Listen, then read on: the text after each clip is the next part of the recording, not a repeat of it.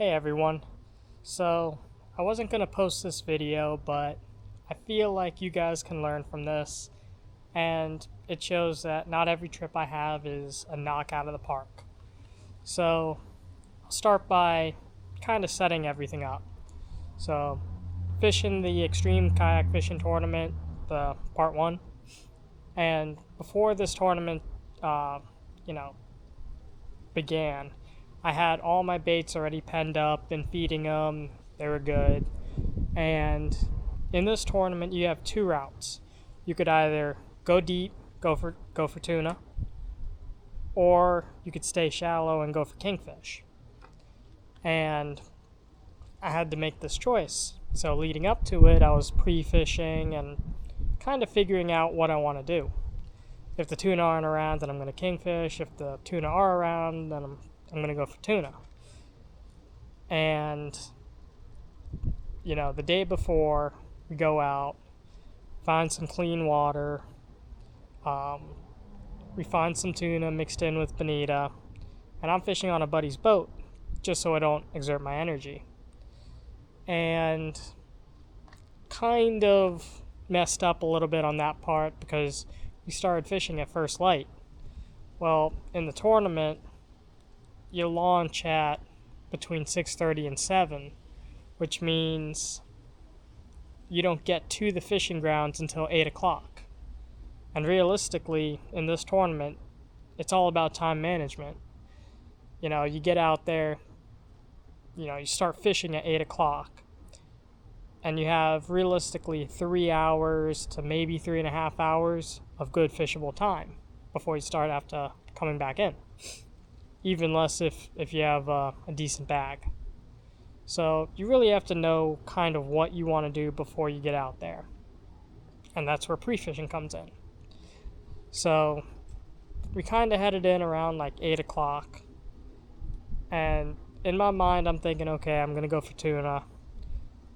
Get the chum, get everything set up. And I bring gogs just in case. So my bait well was full at this point. I think I had like 2.5 dozen pilchards and 8 gogs in the normal Hobie live well, which is, it's packed. And, I get out there, we launch at, I think it was like 7, around 7. First bait in the water around 7:50. And I get to the area where the bite's been pretty good. And on going out, pre-fishing, it was a south current. Well, I checked the Fort Lauderdale anchored up ships, and their bows were facing south, which means it was a north current. So the current switched up. And when I got out there, I looked at the water and it was green. And the day before, it was pretty blue. So changed up a little bit, and at this point I should have said, you know what, let me just go in for kingfish. But the bite was slow, shallow from what I heard on the radio. I think a few small kings were caught. Nothing to say, oh my god, let me switch my strategy. So I set up the first drift, and this is what happened shortly into it.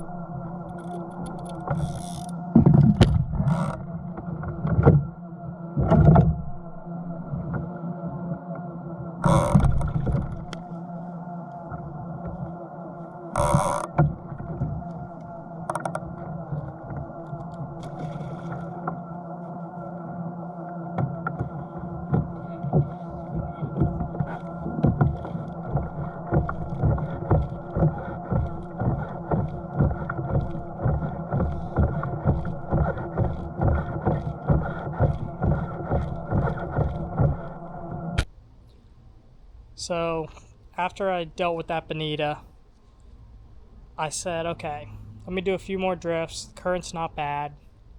Maybe I can pick up a tuna, in all of this.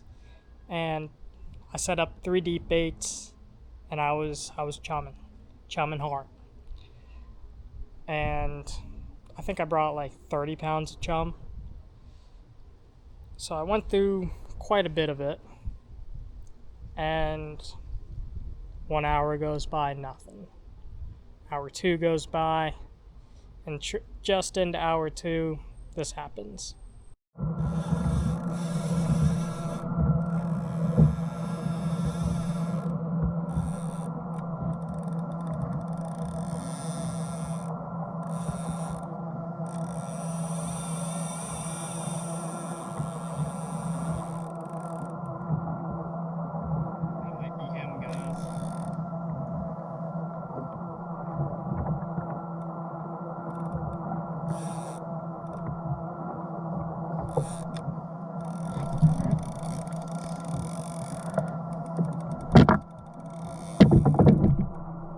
Lost another one. Got this guy on.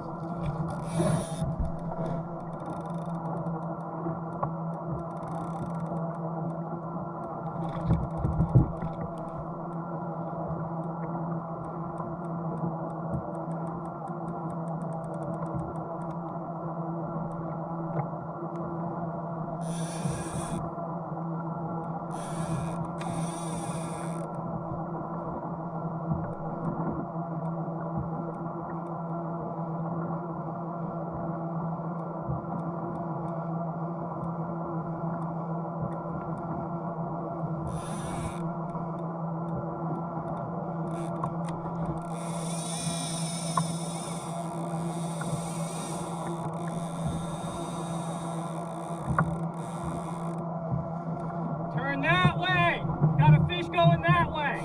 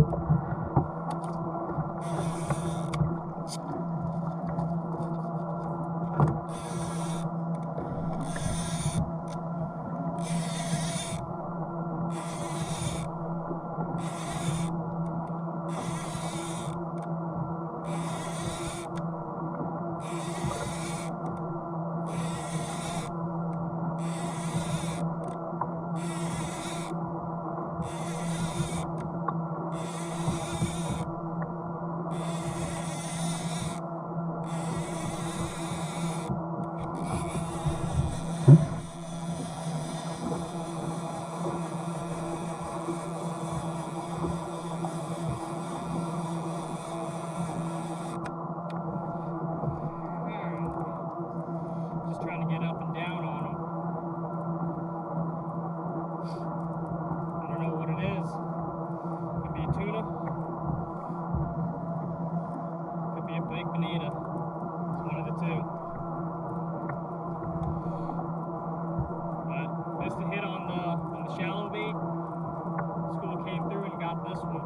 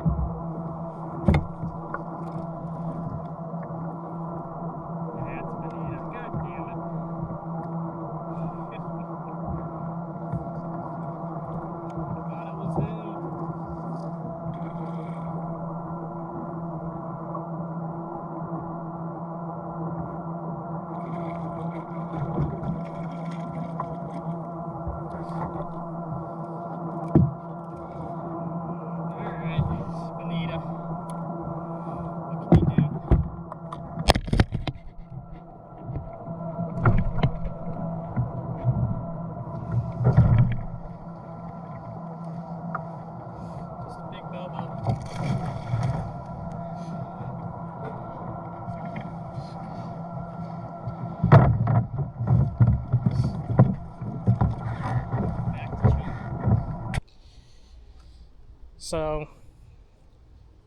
fun fact, when I was catching that bonita, as it's under the kayak, it's spitting up like, I think it was like 5 or 6 chunks that were my chunks. So they were in the chum slick. Before that bonita, I had another hit that was probably a small tuna, because what they'll do is they'll hit the bait, and if it's too big for them, they'll drop it. And that's exactly what happened. So, okay, small tuna, probably wasn't a 5-pounder, which all these, if you want to weigh in the fish, has to be 5 pounds or up. And, one of the main meat fish, tuna, kingfish, wahoo, dolphin, stuff like that. So, bonita don't count, obviously. And as I'm dealing with the bonita, I'm thinking, okay, it's 10 o'clock. I have to make a decision. I'm by the inlet. I don't have much time. We have to be back on land by 2. Let me go in. Let me just fish around the inlet for a kingfish for hour and a half. And then just head in. Because it takes roughly hour and a half to get back to the pier where we launched from the inlet. So did my donuts, didn't get any hits, and yeah, that was that. My main mistake was I was stubborn. I should have gone inside as soon as I saw the dirty water and said, let me just kingfish the rest of the day. But I was hell-bent on trying to catch a tuna. I've done it in previous tournaments where I caught big tuna, so I said, let me just stick on the tuna side. But, sometimes you make a bad call. It just so happens to be during a tournament. But yeah, majority of this tournament is time management. If you're watching this and you wanna do these tournaments down the line, you have to know what you want to do, know where you want to fish, because you can't discover anything tournament days. It's not enough time. But yeah, it was a slow day for me, slow day for a lot of people. Outside of I think it was 35 pounds that won it, there wasn't much caught. So it's just one of those things. But yeah, your whole day consists of knowing exactly what you want to do in those 3 hours, executing it, and hoping for the best. So, till next, hopefully you enjoyed this video. I know it's not, me slaying big fish like it normally is, but hey, that's why it's fishing. If I slayed big fish every time, I'd get bored. So, till next time, like and subscribe for more, hopefully better fishing trips. But yeah, see ya.